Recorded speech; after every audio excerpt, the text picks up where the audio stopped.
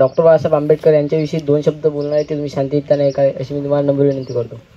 भारतीय राज्यघटने शिल्पकार विश्वरत्न बोधिसत्व डॉक्टर बाबासाहेब आंबेडकर, विश्वाला शांती हा संदेश देणारे महाकारुणी तथागत गौतम बुद्ध, क्रांतीसूर्य महात्मा ज्योतिबा फुले, आरक्षणाचे जनक छत्रपती शाहू महाराज, तसेच छत्रपती शिवाजी महाराज, माता रमेव माता जिजाऊ या सर्व महामानवांच्या विचारांना विनम्र अभिवादन करतो.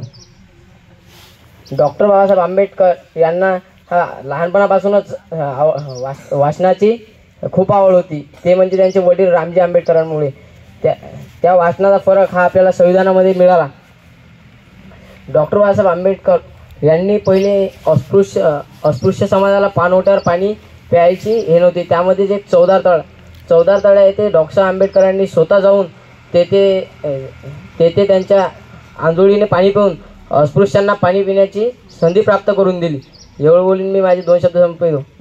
जाता आता एवढेच म्हणेन, नको आम्हा ठोकशाही, नको आम्हा राजेशाही, नको आम्हा राजेशाही, नको आम्हा ठोकशाही. संविधानाने दिली आम्हा महान लोकशाही. धन्यवाद.